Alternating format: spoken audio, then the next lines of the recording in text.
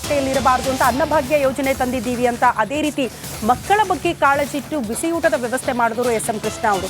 ನಾಳೆ ಬೆಳಗ್ಗೆ 10 ಗಂಟೆ ತನಕ ಕೂಡ ಅಂತಿಮ ದರ್ಶನಕ್ಕೆ ವ್ಯವಸ್ಥೆ. 10 ಗಂಟೆ ನಂತರ ಹುಟ್ಟೂರಿಗೆ ಪಾರ್ಥಿವ ಶರೀರವನ್ನ ತೆಗೆದುಕೊಂಡು ಹೋಗಲಾಗುತ್ತೆ.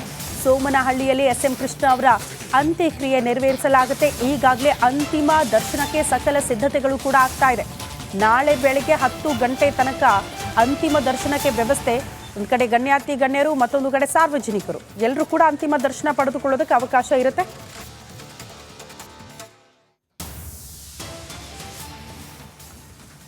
ಈ ಬಗ್ಗೆ ಮತ್ತಷ್ಟು ಡೀಟೇಲ್ಸ್ ಅನ್ನ ಕೊಡ್ತಾರೆ ನಮ್ಮ ಪ್ರತಿನಿಧಿ ಧ್ರುವ. ಎಸ್ ಎಂ ಕೃಷ್ಣ ಅವರ ನಿವಾಸದ ಮುಂಭಾಗದಿಂದ ನೇರ ಸಂಪರ್ಕದಲ್ಲಿ ಜಾಯಿನ್ ಆಗ್ತಿದ್ದಾರೆ. ಧ್ರುವ, ಏನಾಗ್ತಾ ಇದೆ ಎಸ್ ಎಂ ಕೃಷ್ಣ ಅವರ ನಿವಾಸದಲ್ಲಿ? ಯಾರ ಆಗಮನ ಆಗ್ತಾ ಇದೆ? ಅಂತಿಮ ಹಂತದ ಸಿದ್ಧತೆ ಭದ್ರತೆ ಬಗ್ಗೆ ಮಾಹಿತಿ ಕೊಡೋದಾದ್ರೆ.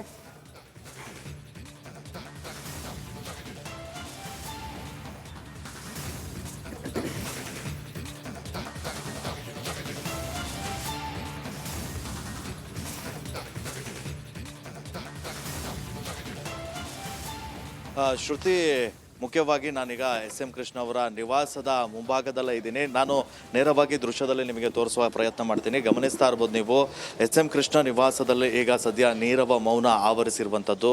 ಈಗ ಸದ್ಯ ಅನೇಕ ಗಣ್ಯಾತಿ ಗಣ್ಯರು, ರಾಜಕೀಯದ ಹಿರಿಯ ನಾಯಕರು ಆಗಮಿಸುವಂತಹ ಕಾರಣಕ್ಕಾಗಿ ನಿವಾಸದಲ್ಲಿ ಸಾಕಷ್ಟು ಭದ್ರತೆಯನ್ನು ಕೂಡ ಕೈಗೊಂಡಿದ್ದಾರೆ. ಈ ರಸ್ತೆಯನ್ನು ಯಾವುದೇ ವಾಹನಕ್ಕೆ ಅವಕಾಶವನ್ನು ನೀಡದೆ ಎರಡೂ ಬದಿಯಲ್ಲಿ ಕೂಡ ಕ್ಲೋಸ್ ಮಾಡಿದ್ದಾರೆ.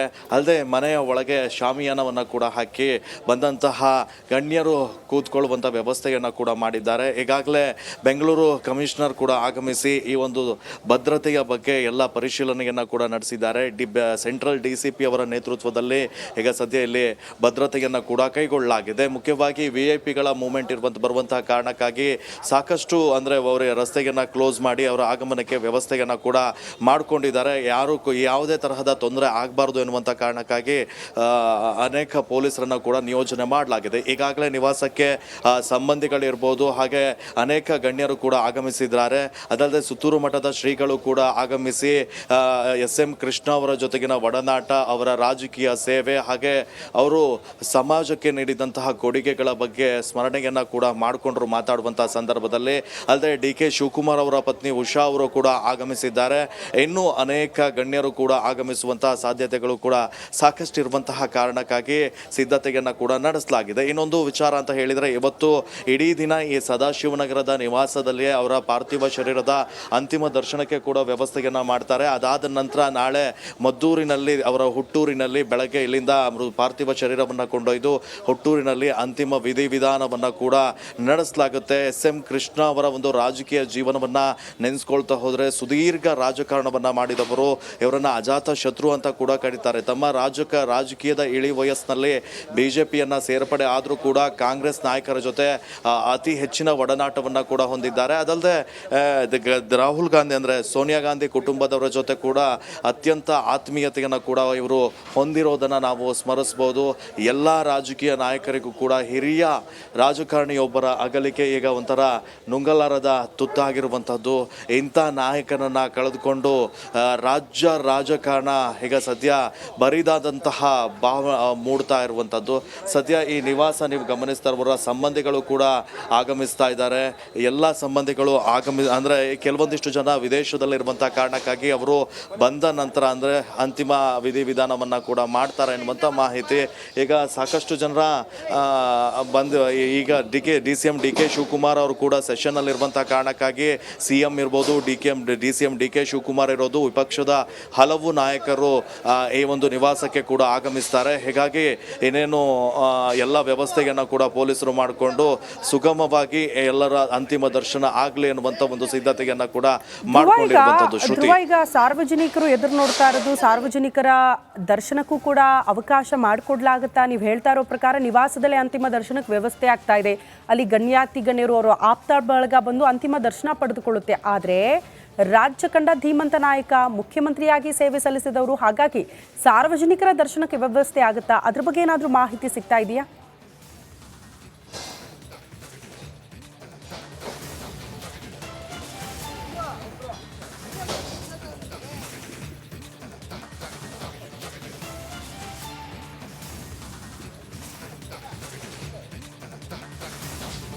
ಶ್ರುತಿ, ಸದ್ಯ ಈಗ ಲಭ್ಯವಾಗ್ತಾ ಇರೋ ಮಾಹಿತಿಯ ಪ್ರಕಾರ ಸಾರ್ವಜನಿಕರಿಗೆ ಇವತ್ತು ಅಂತಿಮ ದರ್ಶನಕ್ಕೆ ವ್ಯವಸ್ಥೆಯನ್ನು ನೀಡುವಂಥ ಸಾಧ್ಯತೆಗಳು ಸಾಕಷ್ಟು ಕಡಿಮೆ ಇದ್ದಾವೆ.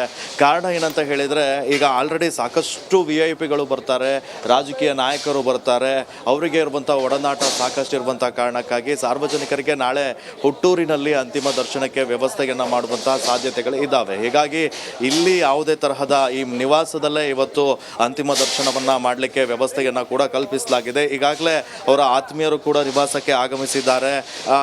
ಬಂದು ಪಾರ್ಥಿವ ಶರೀರದ ಅಂತಿಮ ದರ್ಶನವನ್ನು ಕೂಡ ಪಡ್ಕೊಳ್ತಾ ಇದ್ದಾರೆ.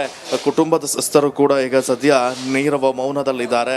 ಅಂದರೆ ಈ ವಯೋಸಹಜ ಕಾಯಿಲೆಯಿಂದ ಬಳಲ್ತಾ ಇದ್ದಂತಹ 92 ವರ್ಷದ ನಾಯಕರೊಬ್ಬರು ಈಗ ನಮ್ಮನ್ನು ಬಿಟ್ಟು ಹೋಗಿರುವಂಥದ್ದು ಕೂಡ ಒಂಥರ ನುಂಗಲಾರದ ತುತ್ತಾಗಿರುವಂಥದ್ದು. ಸದ್ಯ ಸೆಷನ್ ಅಂದರೆ ಬೆಳಗಾವಿ ಅಧಿವೇಶನದಲ್ಲಿ ಇರುವಂತಹ ನಾಯಕರು ಕೂಡ ಆಗಮಿಸ್ತಾರೆ. ಹೀಗಾಗಿ ಸಾಕಷ್ಟು ರಾಜಕೀಯ ಗಣ್ಯರು ಆಗಮಿಸುವಂತಹ ಕಾರಣಕ್ಕಾಗಿ ಇವತ್ತು ಇಡೀ ದಿನ ರಾಜಕೀಯ ಗಣ್ಯರು ಅವರ ಆತ್ಮೀಯ ವಲಯದವರಿಗಷ್ಟೇ ಇಲ್ಲಿ ದರ್ಶನದ ವ್ಯವಸ್ಥೆಯನ್ನು ಕೂಡ ಮಾಡ್ತಾರೆ. ಅದಾದರೆ ಸಾರ್ವಜನಿಕರ ವ್ಯವಸ್ಥೆಯನ್ನು ಅವರ ಹುಟ್ಟೂರಿನಲ್ಲಿ ಅಂತಿಮ ದರ್ಶನವನ್ನು ಮಾಡಿ ನಾಳೆ ಪಾರ್ಥಿವ ಶರೀರದ ಅಂತಿಮ ವಿಧಿವಿಧಾನ ಕೂಡ ನಡೆಯುತ್ತೆ.